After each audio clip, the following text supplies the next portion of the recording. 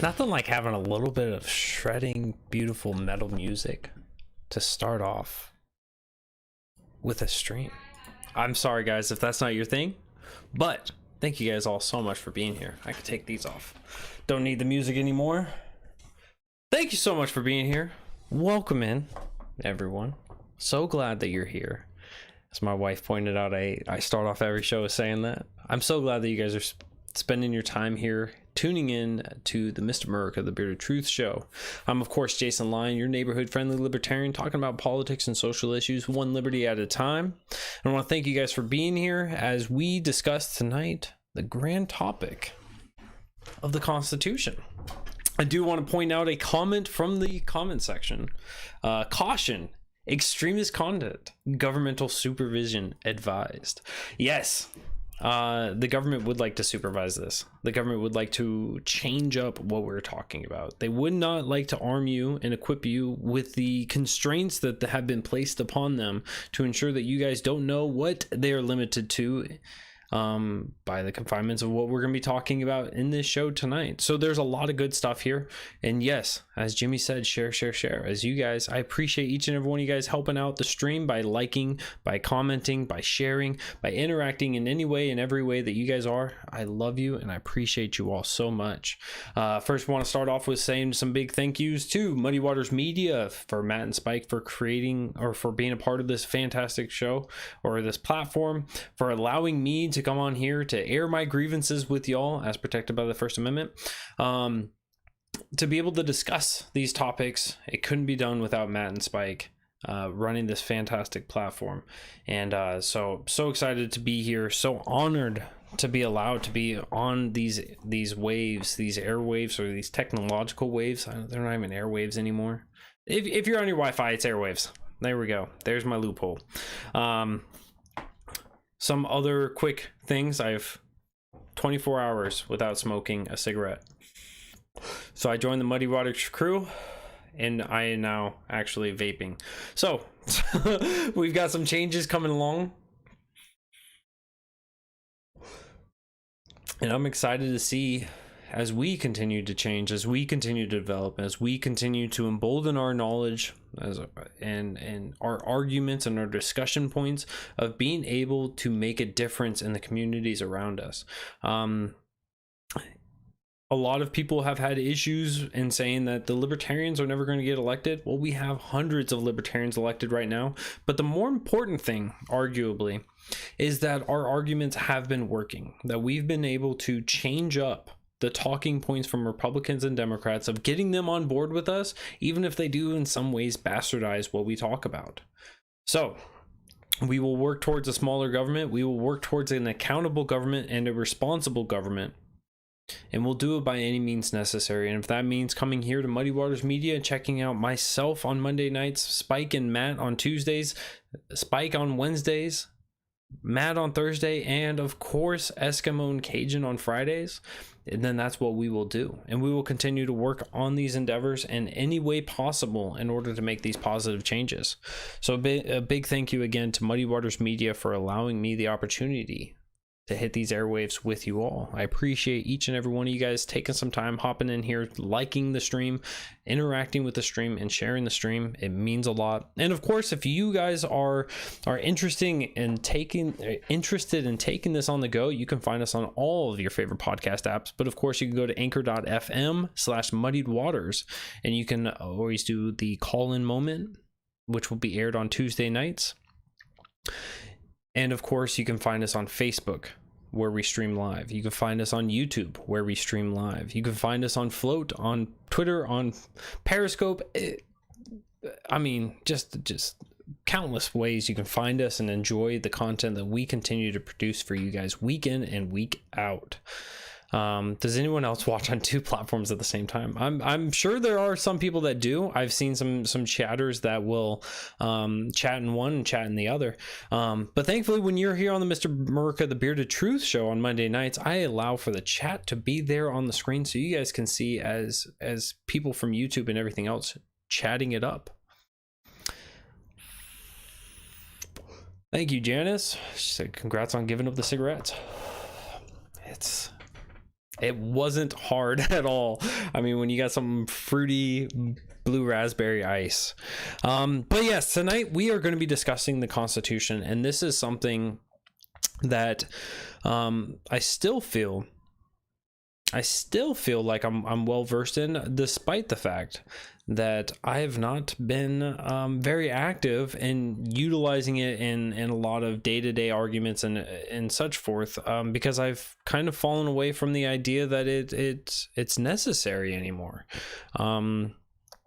Because the main premise that we have with the Constitution, when it's used in conduct today, is not to ensure that what government is doing stays within the confinements of the Constitution, but rather whenever your political opponent is doing something outside of the Constitution, occasionally it'll be brought up in order to be used as a stop sign. So it's one of those things that is not regarded in high regards by any means, but it's important for us as we look out at our federal government and how they've been conducting themselves to give it an actual measuring stick to see if it's passing or if it's failing. And certainly when we dive into the conversation tonight, you guys will realize they have not been passing by any amount. But this is, of course, why we're libertarians, because we are willing to put a measuring stick to anything, and we will see just how much and how big of a failure our force upon us government is. So tonight, I want to start off with some fun stuff about the Constitution, some stuff that you guys may not have known. Right? So, of course, the Constitution was written in 1787. So, and it was signed on September 17th, 1787. So just 13 years after our Declaration of Independence on July 4th, 1776. So it took us 13 years. Did it take them 13 years to write the Constitution? No, it took them only about 3.5 months. 3.5 months it took for them to come together in a sweaty area. Of course, there was no air conditioning. They boarded up the walls because they wanted to do it in secret. because they couldn't let the king know, and it was all hush hush in the way that they had conducted themselves on creating the Constitution. And so in 3.5 months, they created the shortest national constitution, and still to this day it still stands. So it is the longest and the longest standing and the shortest written constitution. Some fun facts for you guys. But it wasn't until June 21st, 1788 that it was ratified by the necessary 9 states.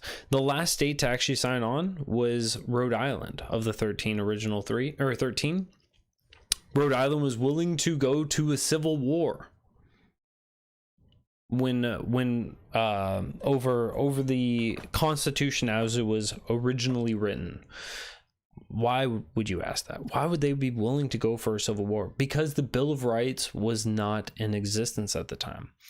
And so there were many framers, there were many people in the discussion. There were inside the room, and of course the populace outside, that said, it's great that you have this framework for a government to be created, but we have rights, and we've learned this from the king, that we don't want these rights to be infringed upon. We don't want these rights to be taken from us, and so we need to have these written out. And so Rhode Island, I can't believe I'm saying this, but bravo, Rhode Island. Congratulations, Rhode Island, for having a spine and stepping up and saying, I'm willing to die for rights. And so just a few years later, in 1791, so another 13 years. It's weird how we have 13 colonies. It took them 13 years after the Declaration of Independence to ratify the Constitution, and then another 13 years in order to pass the Bill of Rights. And the Bill of Rights originally was 19 amendments that was supposed to be sent in. Once it got passed through the House, it was down to, I believe it was 17. And then once it got through the Senate actually sent out 12 amendments to the states. So the original Bill of Rights that was sent out to the states to be ratified, there were 12 of them. So the first amendment that we know of as today was the Third Amendment. The first 2 amendments, the First Amendment was discussing the number of House of Representatives. Had that amendment been passed, we may have 5,000 House of Representatives right now. But it, of course, was shot down. The Second Amendment that was supposed to be in the Bill of Rights is now the 27th. Which discusses the pay of Congress. So it's really interesting to see how that would have played out had we had it.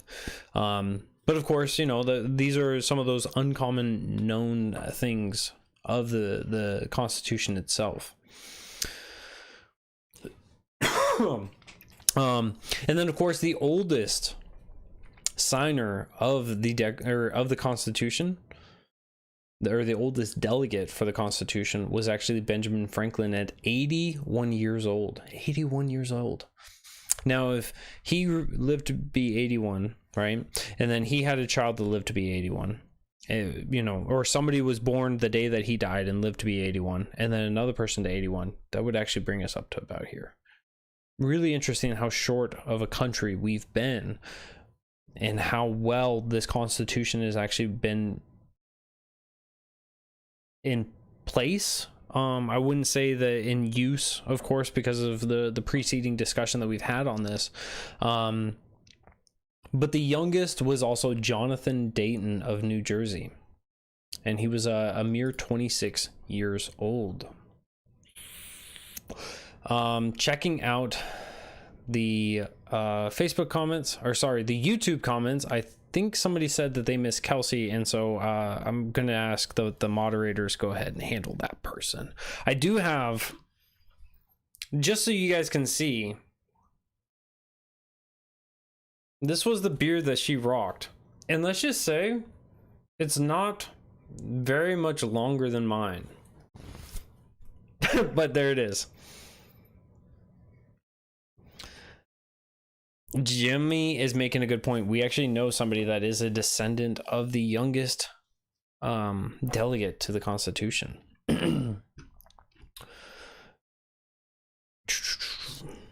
All right, let me go through the comments. Cajun Libertarian, welcome in, my good sir. Scott, welcome in. John Locke inspired the Bill of Rights, but the Bill of Rights originally protected the government, not the individual. I haven't seen that rendition, which is maybe interesting. I would love to see more information on that. But what I want to do tonight is I want to talk about what the purpose of the Constitution was, because the Constitution, right? If you can think of it, put yourself in the shoes of the framers, of the founders. The Constitution was going to be creating a government that was going to sit over all of the states. And so they wanted to create a government that would be able to handle interstate problems. They wanted to have something that would be there for the national defense, whether it was 13 states and now we have 50 states. It was a centralized being that was going to be very, very limited, because they were concerned with what the king had been doing. They were concerned about what big government had been doing. And yes, we had some monarchists there. We had some very big government ideals that were being shared throughout this. But the middle ground is where the Constitution was. And it's so interesting because that was originally middle ground for so many people. But yet now, as society has continued to develop, as culture has continued to change, the Constitution is a radical idea. Because when we talk about rights and we talk about them in an absolute way, we've had where Supreme Court decisions have broken these down to and tiered out what your rights are, to say, well, you know, your right to privacy doesn't really matter in X circumstance or in X situation. You know, giving blanketed authority over for police officers to do a stop and you know, a DUI checkpoint, of saying, you know, well, everyone who's driving down this road, you have blanketed authority to be able to stop people, to check them out in the pursuance of safety. And of course, everyone always thinks of the Benjamin Franklin quote of those who would give up a little liberty for safety deserve neither and will receive neither. But enough on, I digress on that point. And so there was a very limited number of authorities that were delegated to the... Hold on one second. Let me fix that.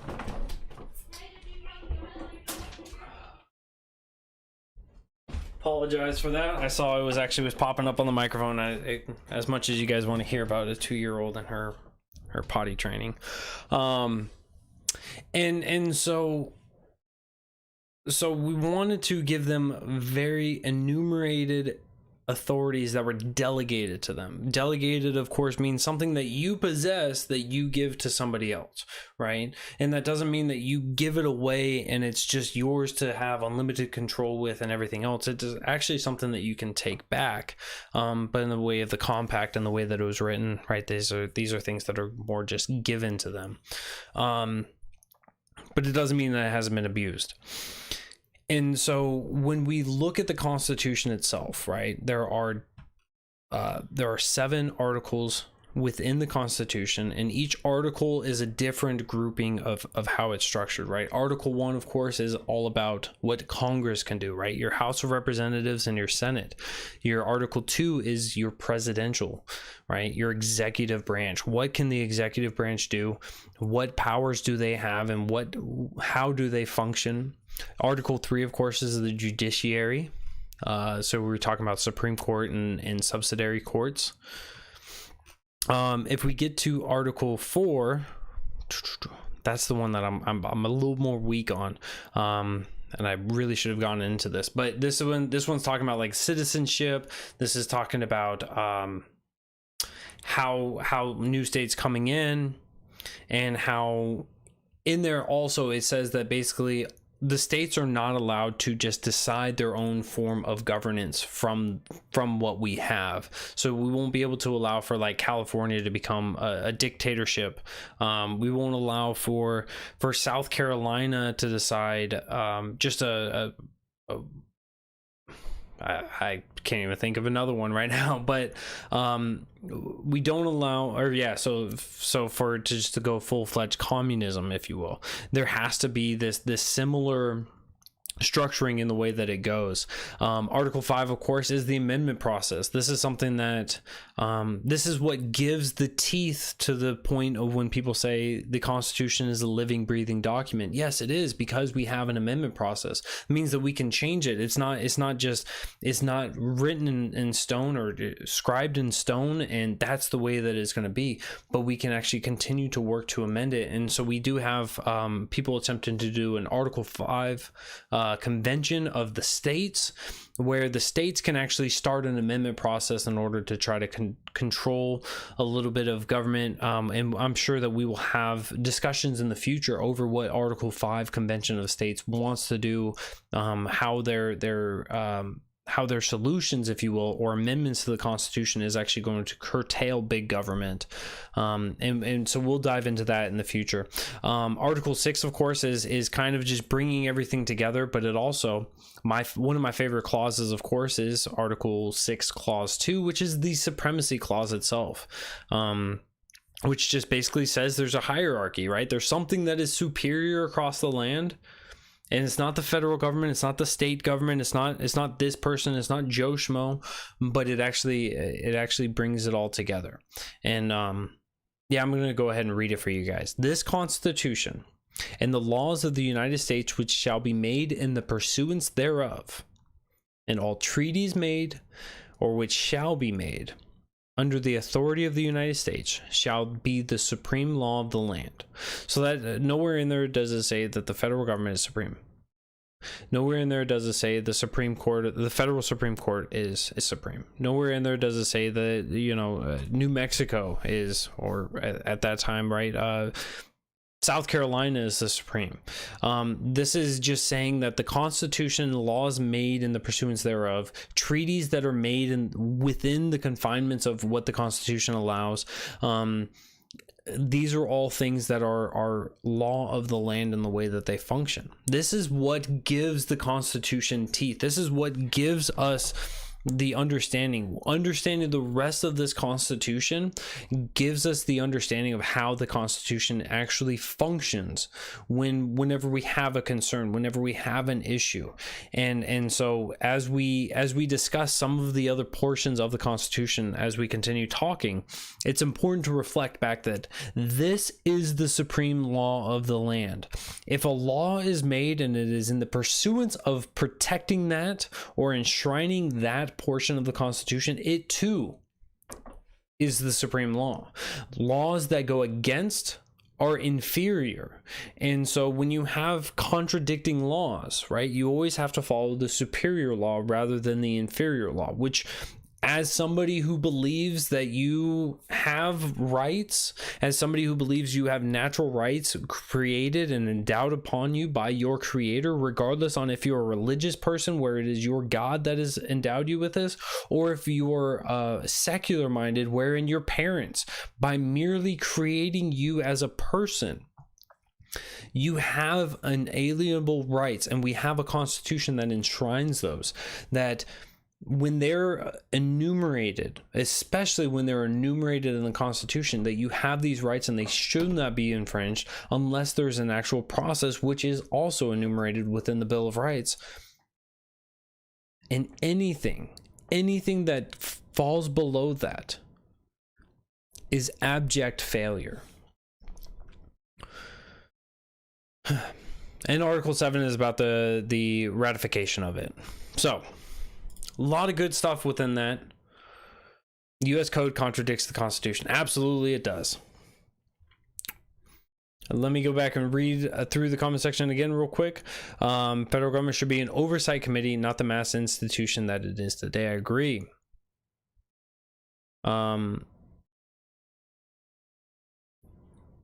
Right now, it does not function the way that it is written. Absolutely true. All right. Perfect. So tonight we're gonna hurt some feelings, of course, because when as I've already said, right, when Republicans or when Democrats bring up the Constitution, rarely is it rarely is it being brought up in a way of trying to help the other side understand of why it is that they're doing wrong, but rather it is used as a club just to say you can't do that, and then an attempt to stop them, right? We saw this with when President Trump was in office, right? There was an attempt to use the Emolment Clause. There was the attempt to use the 25th Amendment. There was an attempt to say, this thing he's clearly unconstitutional. We need to get rid of him. We have Joe Biden in office now, right? And so, as everything is coming about with COVID, right? There's arguments that things that he is not forcing at the moment, but encouraging people to do, that people are saying you can't do that in the Constitution. But rarely ever is it that people say, look, I'm going to bring forth this idea, I'm going to bring forth this bill, I'm going to bring forth this amendment or this law or this change or whatever it is that they're looking to procure for the betterment of society. Do they say, and here's why it's justified within the Constitution? It is used in the negative more often than it is used in the positive, and I think that that's one of the greatest failures that we have. It's so tonight we're going to dive into some of these specific points, which will hopefully, as somebody who is a lover of liberty, as a self-proclaimed libertarian, as somebody who has been fighting on the fronts of liberty in discussions when it comes to criminal justice reform, on healthcare reform, on education reform, on societal reform, on cultural reform, on economic reform, on all of these different reforms, right? I'm looking at it through the lens of what would it be that the forefathers were worried about. What are the timeless principles that stand? Because we'll see as we discuss the Bill of Rights itself and other amendments that have come through, how some of these are absolutely timeless. And timeless in the way that as technology grows, it does not diminish the truth that is being espoused within these rights. It does not diminish your ability to still have these rights or to be able to exercise these rights, regardless of whatever your politician on either side of the aisle is attempting to tell you. I gotta figure out how to fix this. Oh, did I fix it? I did. No, I didn't. There we go. I want to have this up and I want to be able to still read your guys' chat as things go through.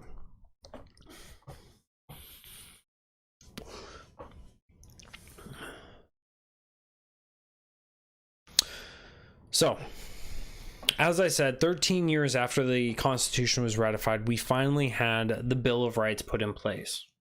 And the 10 amendments that they decided upon, right? We have the First Amendment, which is one that a lot of people talk about, but of course there's 5 rights in there that are enumerated within the text of the Constitution itself. And that of course is that Congress shall make no law respecting an establishment of religion, right? This is the freedom of religion. This is you being able to practice things. Of course, as long as you're not hurting other people, it shouldn't be an issue. Without their consent, of course, or prohibiting the free exercise thereof. Sorry, I didn't finish that statement. Abridging the freedom of speech. So they cannot stop the freedom of speech. So when you speak, you're free to speak. This is something that government cannot infringe upon, even though we're getting into questionable territories as it has been government encouraging and utilizing Facebook in order to censor no state-sponsored religion. That as well, yes. And then we also have in Article 6 of no religious testing, which that does bother a lot of people on the right, as I mean, it even bothers people on the left, right? Because we had a judge at the time, Amy Coney Barrett, who was a Catholic, who had multiple children, who was seemingly very pro-life. And they wanted to use her Catholicism as a justification of not allowing her to be a Supreme Court justice. We have where conservatives are concerned with Muslims becoming representatives or in office. And I'm not in let it be known that these are not blanketed statements, right? It's not every conservative, it's not every liberal, it's not every progressive, it's not every whatever, right? But there are groups of these individuals out there that are vocal about having a religious test of who can be in what office and why. Welcome in, Ronald. My name is Jason Lyon. I'm Mr. America, the Bearded Truth. The right of people to peaceably assemble is the fourth right, enumerated in the First Amendment. This one is one that we have seen so many issues on during COVID. I remember as I was volunteering and helping out with the Joe and Spike Cohen campaign, where just trying to allow for people to peaceably come together, to listen to them speak, to listen to them talk, to listen to them engage with people, regardless of where it was. This became an issue because safety was more important than your freedom to be able to make your own decisions around your own health and everything else, right? So, and then of course, you have the right to petition the government for a redress of grievances. This is one that is really important to me, because the First Amendment is one in which I believe that qualified immunity itself fails on. So without diving too deep into qualified immunity, because we're going to have future shows on it, I promise you, I've got a great guy that's incredibly knowledgeable, that has inspired so many children, so many adults, so many elderly on this issue, that I hope that he's going to accept my invite when it comes about. But how qualified immunity fails on this is qualified immunity itself is for government officials and for police officers who are government officials. So I repeat myself, they are prohibited from civil lawsuits, or they are protected from civil lawsuits in special circumstances. It sounds to me like we should probably allow for those redresses of grievances to be heard.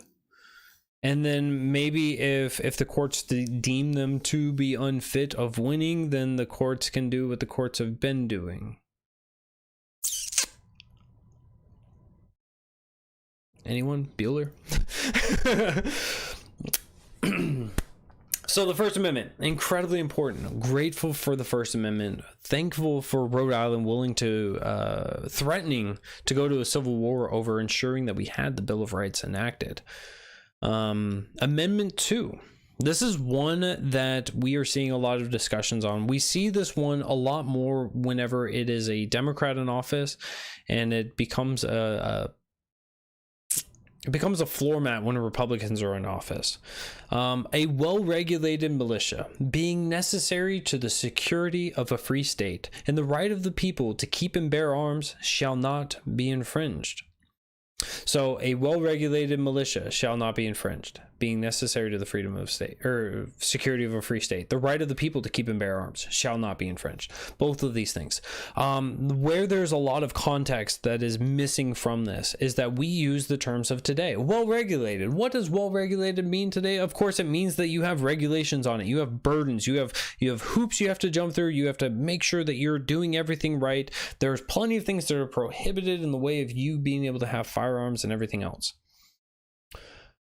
But well regulated back when it was written in 1778, actually 1777, when the Constitution was written. Well regulated just meant to make regular, which means that the government was prohibited from enacting barriers, from making hoops for people to jump through, to get into being a part of the militia, or allowing for the militia to exercise its rightful duty for it being necessary to the security of the free state. And of course, this also translates over to the right of the people to keep and bear arms, because at that time the militia was the people. It was all mostly privately owned weaponry, right? It was all It was all, you had your own musket, you had your own firearm, you had cannons, you had whatever it is, right? We even had similar to what we would look at for like a what we would call a machine gun, if you will, a belt fed rifles, where they had little handles and they would just crank those bullets out. So there is so much there that there's a misconception, and don't get me wrong, it is entirely on both sides. Because as I said, right, when a Democrat is in office, we are so concerned, right? The general populace is so concerned that guns are going to be outlawed. But when a Republican is in office, we often see it go silent. Such as when President Trump was in office, he created a new precedent wherein a president of the United States can write an executive order in order to change the legality of a firearm accessory. Of course, I'm talking about bump stocks. General comments around this is that the bump stocks are dumb, and I agree. Bump stocks are bad, and I agree. Bump stocks are terrible. If you guys are using a bump stock, you're probably going to jam your gun. It's not going to be effective. It's not a great tool. And so I'll give them credit on those. So first of all, the government still has no authority, no rights delegated to it in order to ban that. And second of all, if it is so stupid, if it is so worthless, then there's no justification on why they should be taking action against it. So not only can they not, but they shouldn't. And on top of that, as I said, it's a new precedent wherein the President of the United States can write an executive order and have an effect on your rights to keep and bear arms, which, again, shall not be infringed. I wonder if President Joe Biden has any ideas on magazine size. Magazines are also an accessory, right? The only part of a gun that is really the part of the gun is the lower and the upper. If you want to talk about scopes, that's an accessory. You want to talk about the actual stock of a gun, that's an accessory. Things that you can change out, those are accessories. And yes, I know you gunsmiths, I know I can already hear bootleg talking to me. Well, you could change out your upper, you could change out your lower. I get it. But the point stands is that now we have a bigger fight to face. Thankfully, not even thankfully, the ATF did overturn that. They said, well, by definition, it's still a semi-automatic weapon, even with a bump stock, because it is still merely one bullet per trigger.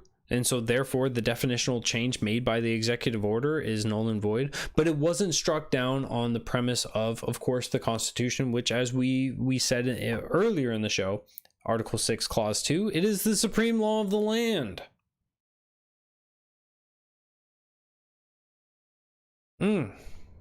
Janice said she had to Google bump stocks are attachments that enable semi-automatic rifles to fire faster, almost like machine guns. Yes.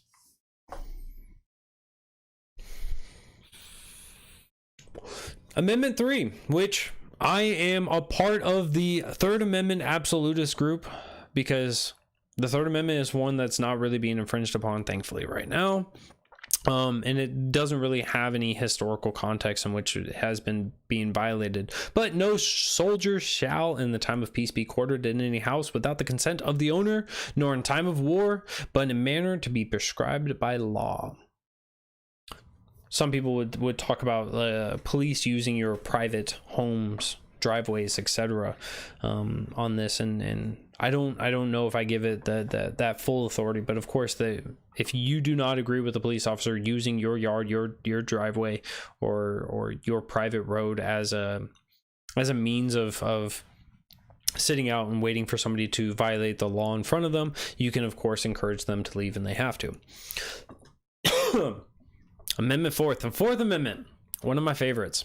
The right of the people to be secure in their persons, houses, papers, and effects against unreasonable searches and seizures shall not be violated, and no warrant shall issue, but upon probable cause, supported by oath of affirmation, and particularly describing the place to be searched and the persons or things to be seized.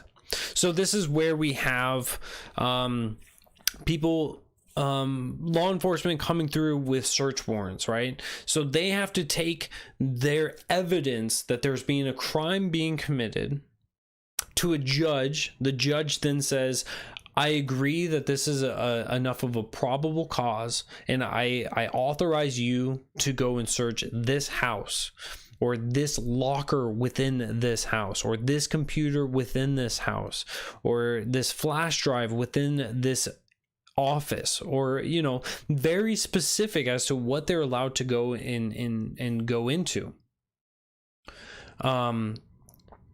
That's how the Fourth Amendment is supposed to work. But of course, what we have, and as I mentioned earlier, DUI checkpoints, where anybody driving down this strip of road going this direction must be stopped, and everyone must be questioned. And if you turn around before then, there's a probable cause because you didn't want to have that interaction, and so therefore they're justified in pulling you over and questioning you. As you go through, of course, they've got to do a sniff test where they're checking to see if you're drunk or if you're intoxicated in any way, and this has been somehow been bastardized through the system to be tolerated and to be accepted. A lot of issues with the Fourth Amendment. As the Patriot Act goes, where you get federal agents checking in on your stuff whenever they feel necessary. Where we have the FISA court, or FISA court, where they have secret hearings, and they get to just start tampering and surveilling people, with an incredibly high, I believe the last number I saw was a 97% approval rating of, we would like to surveil this guy. Cool. Rubber stamp, and on to the next one. So the Fourth Amendment is clearly being violated. So we have the First Amendment clearly being violated, the second one clearly being violated, the Fourth Amendment clearly being violated. Fifth Amendment: no person shall be held to answer for capital or otherwise infamous crime, unless on a presentment or indictment from a grand jury, except in a case arising in the land or naval forces or in the militia, when in actual service of wartime, or in service in time of war or public danger. The important part, not be deprived of life, liberty, or property without due process of the law. And what's interesting about due process, what is due process? Well, of course, due process is the innocent until proven guilty. This is, having those proper search warrants, of being able to actually take to extract evidence in criminal prosecutions, having a right to a speedy and public trial by an impartial jury of the state and district wherein the crime shall have been committed.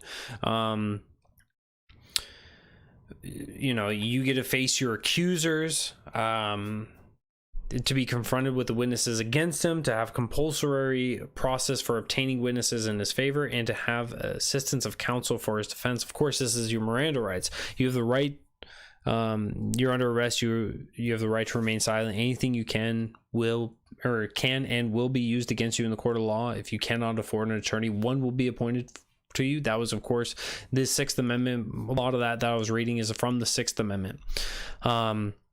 And so we have a criminal process. If we're going to accuse people of this, of a crime, they have a process in order to go through this. This is the due process, of course. In suits of common law, where the value in controversy shall exceed $20. This is one of the only times that a dollar amount is actually specified in the Constitution, but it's in the Seventh Amendment. And where the value in controversy shall exceed $20. The right of the trial by jury shall be preserved, and no fact tried by jury shall otherwise be examined at any court of the United States than according to the rule of common law. So this is, of course, your civil courts. Your Eighth Amendment. This one is just recently got hit on from criminal asset forfeiture. Excessive bail shall not be required, nor excessive fines imposed, nor cruel and unusual punishments inflicted. The important part of that one, of course, is that the not excessive fines imposed. I believe that this would have been a very strong argument when it comes to Affordable Care Act, because there were people who couldn't afford to have health care or health insurance because of a lot of government dealings and a lot of government protectionism and a lot of government monopolies and a lot of government just government doing what government does best with any market, and that is utterly destroy it for the general populace to be able to obtain it and to have good quality services be rendered and everything else. But when you have people who couldn't afford to get health insurance and they were being fined for that, right? This is the individual mandate, which thankfully is being challenged right now. But this is just that. And as I alluded to with the criminal asset forfeiture case, it was Timbus versus Ohio, wherein a man who had a couple grams, maybe a couple ounces of marijuana, priced well under $10,000 worth of marijuana, had an $80,000 truck seized and forfeited as a result of this. And through fighting all the way to the Supreme Court, he showed up one day from work, went home, and there was his truck. Absolutely shocked and in awe at the fact that he had his truck back. So it's these are all things that, as I said, right, as we reflect back on this, these are all things that are timeless. They don't generally, other than weird old number 7, they don't talk about specific numbers. They talk about just a philosophical point here. And then, of course, you have two of my favorite, the 9th and 10th Amendment. The 9th Amendment, the enumeration of the Constitution of certain rights shall not be construed to deny or disparage others retained by the people. This is a blanket statement wherein, look, we've enumerated 7 amendments and we discussed the rights of the people. We've discussed the fact that people have rights. But the 9th Amendment says we probably missed some. Doesn't mean that they don't exist. Doesn't mean that you still don't have those rights. So you still have these rights even if the Constitution doesn't bring them up. The right to not be forced to take a vaccine. The right to determine what goes in and out of your body. The right of travel, right? No one should be stopping you from traveling freely, right? This is one that the Supreme Court has even ruled on. You have a right to travel. Nowhere in the amendments does it talk about you as a person, as an individual, have the right to move about as you see fit. Now, of course, if you're being detained by police officers, they have to give you a justification as to why they're detaining you and etc. And there's a process there. In some cases, it is absolutely correct. In other cases, it's somebody's having a bad day. In the 10th Amendment, of course, the powers not delegated to the United States, the powers not delegated to the federal government by the Constitution, the powers that are not given, the powers that are not granted, the powers that are not enumerated within the Constitution, nor prohibited to it by the states, or by it to the states, are reserved to the states respectively or to the people. That means that when we look at the Constitution, if a power was not delegated to, if it was not enumerated and delegated to the federal government through Article 1, through Article 2, through Article 3, and their powers that are enumerated within that, if it is not given to them, it is not theirs to use. It is not theirs to give. It is not theirs to embolden. It is not theirs to take from you. And this is why the amendment process of the Constitution is incredibly important. Because if you want the federal government to do something, and it's not enumerated, you have to enumerate it. You have to provide it with that blueprint. If the Constitution was something to be respected, if the Constitution was something to be adored, if the Constitution was to be the constraints as the intention of the state's compact as it was. But as we dive into the rest of the Constitution, of course, we will see that this has been an abject failure. And since the Bill of Rights, the 10 First Amendments, of course, we have now 27 amendments. Some of them are good. Some of them are fantastic. Some of them are great. And some of them have undermined the process of the Constitution or of the federal government. Some of them have undermined the right of the people. And of course, I think a lot of people instantly go to the 16th Amendment. That's the 21st. The 16th Amendment. So the 16th Amendment, of course, is the Congress shall have the power to lay and collect taxes on incomes from whatever source derived without apportionment among the several states and without regard to any census or enumeration. I'm always concerned with that, or enumeration, because we do have a progressive tax, income tax, right? The more money that you make, when you hit a certain dollar amount, the money you make after that is taxed at a different rate. So there is an enumeration there. And I believe that the way that they've construed this is that it's not is. I couldn't give you a good logical reason as to how they justify it. I think it's more of a feelings based of they've got more, so we could take more. But yes, so we have that one, which is a terrible one. I would love to see the 16th Amendment be removed, because somebody making an income does not mean that you have income for everyone else, right? Does not mean that you have income for the country or for the states, right? I believe in a fair tax. I believe in a VAT tax. I believe in taxing on expenditures rather than revenue. Another one that I have great issue with is the 17th Amendment. The 17th Amendment was changing the way that senators, U.S. senators, were being elected. So before, what we had, Article 1 powers, right? Congress. You had the House of Representatives. These were the House of the people. This is why it was the biggest body within Congress right now, with 435 members. You had so many people there because they were representing the people. And then the Senate was 2 representatives from each state. And they were to represent the states. And so your state representatives, your state senators, would actually elect U.S. senators. And then you had the national representative, your president of the United States. And this, of course, was voted upon by the states within a democratic election underneath it, right? So within your states, you had the popular votes, and then those were casted into electoral votes, and those electoral votes went for the president. And I'm sure a lot of us have already heard way too many discussions centered around the electoral college. But I promise you guys, future shows, we will cover this. I realize we're going to go way over time today. Hopefully you guys are ready for this.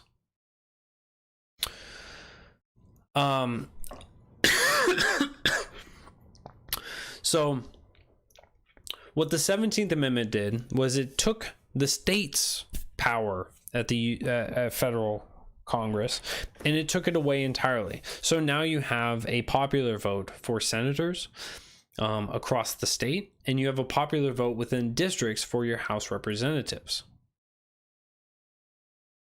So we've moved from what was a democratic republic to a democratic House, a democratic Senate, and now we have a movement. We have, COVID. We have a movement that I'm sure we've all bared witness to, of an attempt to make it to where the president of the United States becomes democratically elected as well. right? Based off of popular vote across the nation. This, of course, will empower big states and take the Midwest and take smaller states and just say, we don't care about you. You got to rule the way that we're telling, or you're going to have to live by the rules that we're telling you that we're going to give you, right? I'm sure we can sit here and we can talk about a lot of the atrocities that happen under direct democracies. And I'm sure that'll be another discussion just as well. Man, tonight is just opening up the opportunity for future discussions. Hope you guys are ready for this.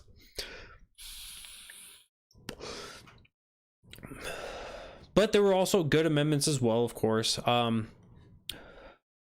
15th Amendment. The right of the citizen in the United States to vote shall not be denied or abridged by the United States or by any state on account of race, color, or previous condition of servitude. Of course, the servitude is no longer really applicable.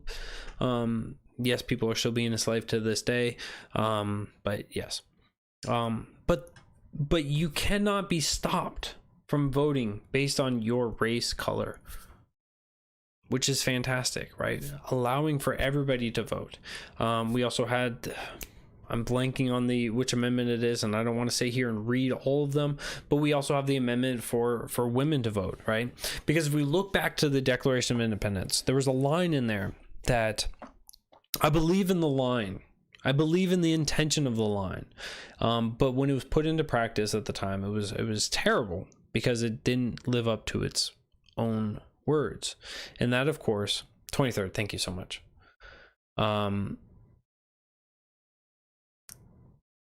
Is that all men are created equal. And in reference, right? I can already hear a feminist like getting mad at me, and I'm sorry. This is just using general speak, but all men, right? That is all men, all women put together are created equal. This could have been a much better country had we understood that when those words actually rang true. And as we continue to push forward of allowing for freedom of everybody, as we push to allow for everybody to be equal, because they all have the equal rights, as we embolden that stance, as we continue to work to break down barriers for people in different communities, it is because we all can be better as if we all are in it together. And certainly we are all in this country together, and we can all be better together. I realize it's really better together, but yes, no, absolutely, we can be a better nation if we just find ways of working together. But I think that there's a lot of course, we can discuss about the different media sources. We could talk about different politicians. We could talk about different economic thinkings and different atrocious views that people share that just drive division, that break us away from one another. But I think at the end of the day, when we have those heart to hearts, when we meet people where they are, and we have these discussions of how we can lift each other up by just taking the shackles off of each other, the world will be a better place. Our country will be a better place. Our communities will be a better place. So enough on the amendments. I got to get to some of the important things. Whenever I talk about the Constitution, I always got to do some of the house cleaning, right? We talked about what well regulated meant. But there's another term that is often bastardized.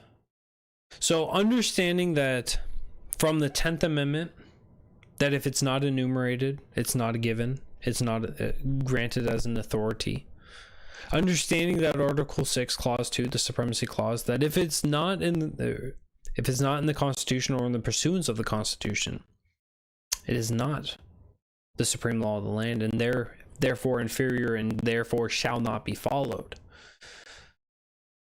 The preamble to the Constitution itself, we the people, which originally was we the people of New Hampshire, we the people of Vermont, we the people of Rhode Island, we the people, yada yada, we the people of the United States, in order to form a more perfect union, establish justice, ensure domestic tranquility, and provide for the common defense, promote the general welfare, and secure the blessing of liberty on ourselves and our posterity, which is future generations. Do ordain and establish this Constitution for the United States of America. The promote the general welfare is probably one of the most bastardized portions of the Constitution, between that and the Commerce Clause. The promote general welfare is everything within the Constitution. If we want to promote welfare, right, we need to allow for well-regulated markets, well-regulated states, well-regulated communities, well-regulated innovations, well-regulated everything. And of course, I'm not using today's term of well-regulated, but rather the terms used in 1778. To allow for people to be free to be able to make those innovations, for people to be able to partake in commerce, interstate commerce, which is, as I said, the other one that gets bastardized. To allow for people to make trades, to allow for people to engage with one another, for people to care for one another, to love one another, to be compassionate for one another. And so throughout the rest of the Constitution, all of these things are spelled out and enumerated what the federal government is to do, and all of these things are in line with attempting to establish justice, to ensure that we have domestic tranquility, to provide for common defense, and of course, to allow for the general welfare. This doesn't mean to provide the general welfare. This doesn't mean to go out and take from everybody in order to give them crumbs. To send our troops off to fight for other nations' interests. It means that our government was supposed to be limited in the way that it functioned. And when it was used, when it was needed, when it was necessary, that it would go out and help break down barriers to allow for people to thrive. We have missed this mark so far. And this country is on the verge. If you don't see it now, give it another decade, give it another 2 decades. It will be in your face. We're coming to dark times in this nation. Not to say that this is because of us, but this is because of us. This is because we don't have a limited government. We've allowed for a tyrannical government to continue to reign over us. We've allowed for the Constitution to become a floor mat. So what powers does Congress actually have? Well, if we go through Article 1, we can find out, how they're structured, how they're formed, and everything else. But really, Section 8 is the important one, right? This is the power of the purse section, if you will. This is what Congress can as it says, shall have the power to lay and collect taxes, duties and imposts and excises, to pay the debts and provide for the common defense and general welfare of the United States. But all duties, imposts, and excises shall be made uniform throughout the United States.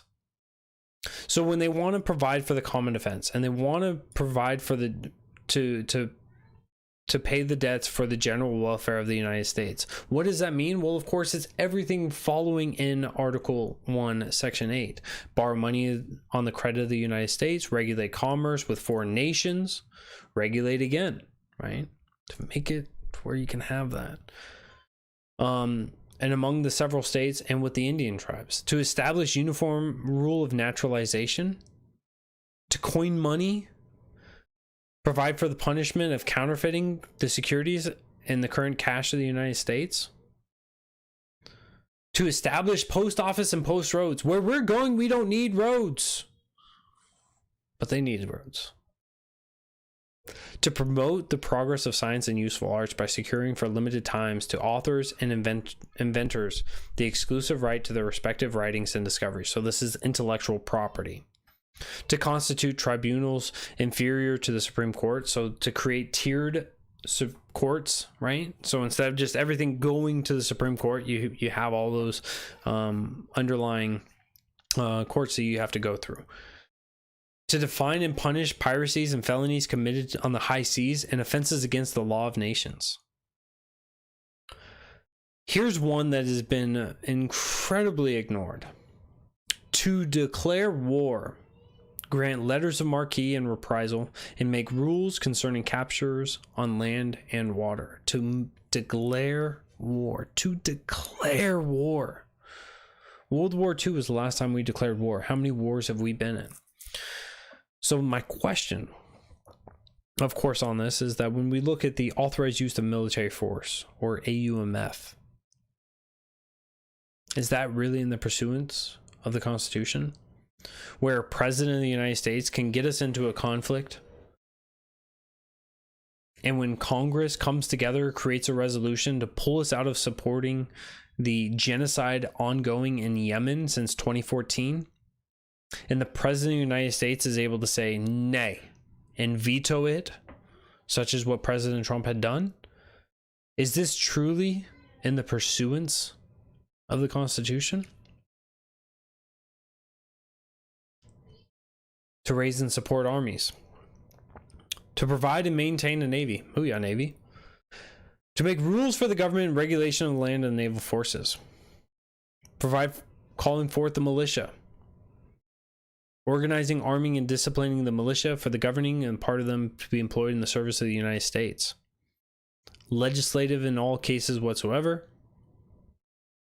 And to make all laws which shall be necessary and proper for carrying into the execution the foregoing powers. The foregoing powers. And all other powers vested by this Constitution and the government of the United States. And all other powers vested by this Constitution and the government of the United States. So when Congress decides that they see the people hurting, and they decide to send you money, I'm not saying that it's not a good gesture, but I'm saying that there's a fantastic book on this. The book is called Not Yours to Give. And this book is about the Davy Crockett, as he was a member of the House. And as he was strolling about his streets, he ran across a man from his community who was a voter of his in the past. This man, his name was Bruce Orr. And he said, Bruce, I'm looking forward to your vote again this upcoming election. And Bruce said, I cannot vote for you. Cannot vote for you, Davy Crockett. Taken aback, he asked why. He said, it's not yours to give. Not yours to give? What possibly could you mean? Well, I'll let you guys read it and find out. You guys can find this on YouTube. It's an incredibly short read or short listen. I think it was only like 20 minutes long. Maybe 40 minutes. Not yours to give.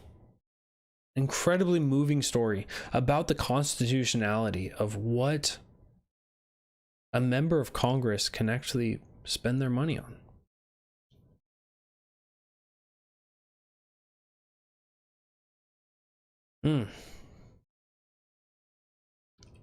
So there's Congress. So if we looked at how Congress has been spending their money, do you think half of it is constitutional? 3/4 of it?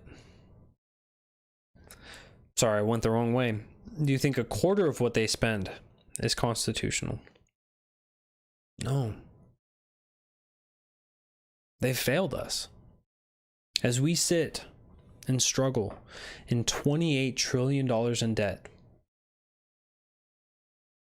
it's because Congress kept putting up bills. They kept funding their own pet projects. They kept funding other nations. They kept funding social programs that was never their that they were never empowered to do. They keep funding all of these different projects, both home and abroad, without ever being challenged to their constitutionality.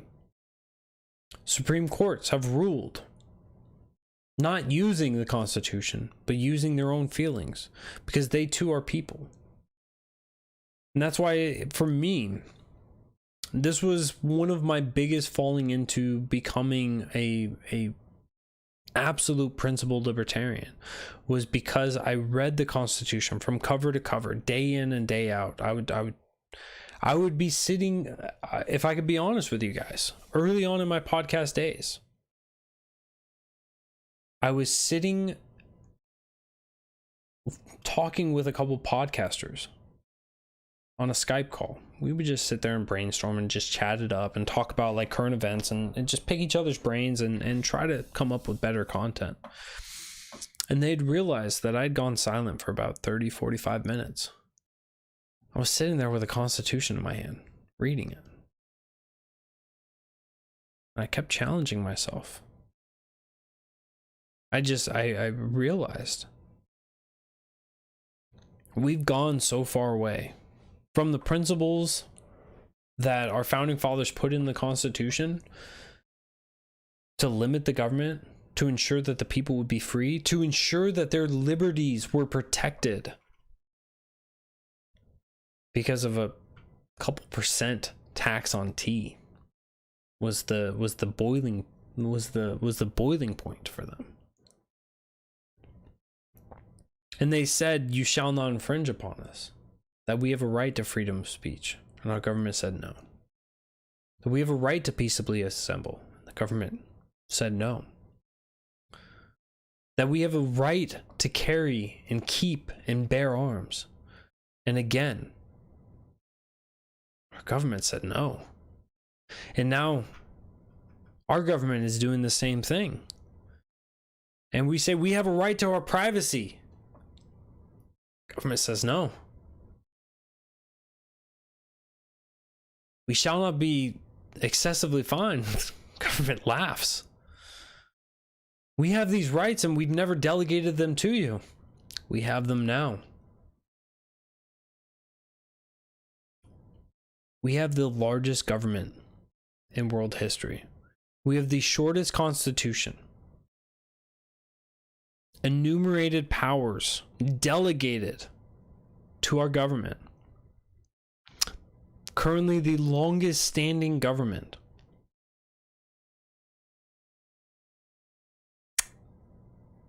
And it's the largest in the world. Largest in world history.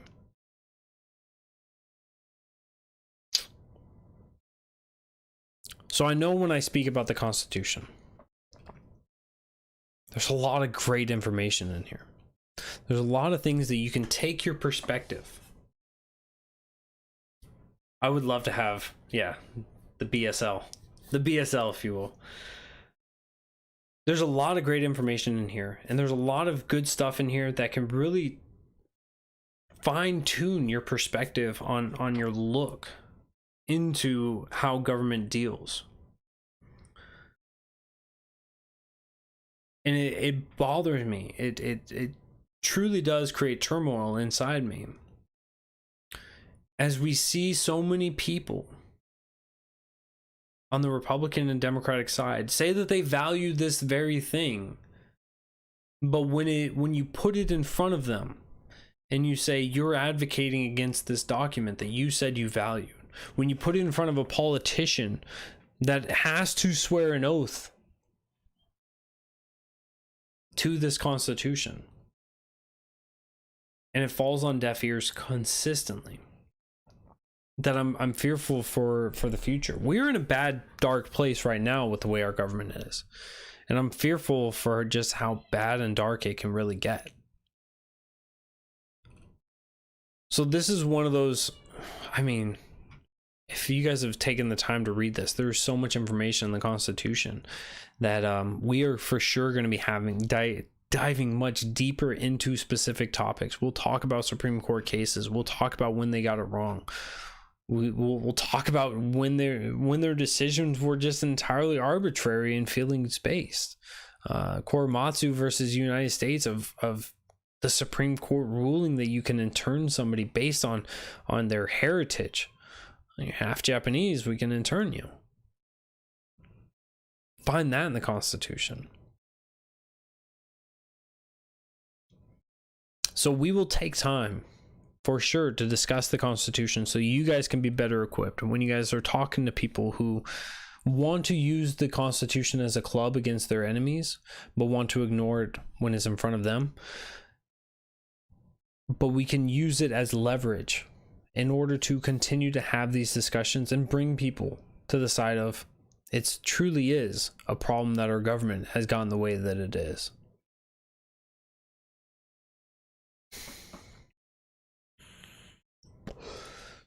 But I've taken up enough of your guys' time tonight. I want to say thank you again for coming on. I love you guys all. I appreciate you guys all. And I hope that you guys are going to be tuning in for the rest of the week, as Muddy Waters is the Monday through Friday show that Matt and Spike have been hoping for so long.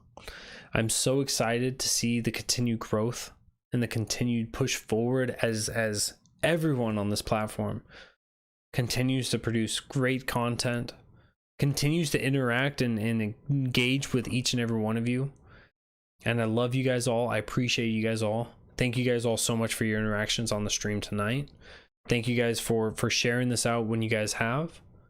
And if you're on the podcast and listening later, I love you just as much as the people who were here live. And I mean, let's continue the good fight the right cause, and make good pushes and make good changes.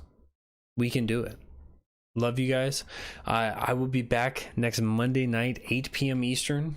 I am, of course, Mr. Merc, the Bearded Truth, Jason Lyon. And, of course, throughout the rest of the week, with the exception of Friday, 8 p.m. Eastern is a good time to catch most of Muddy Waters Media, with the exception of, I believe it's 9:30 Friday nights. You can catch the Bayous, from Bayous to Igloos.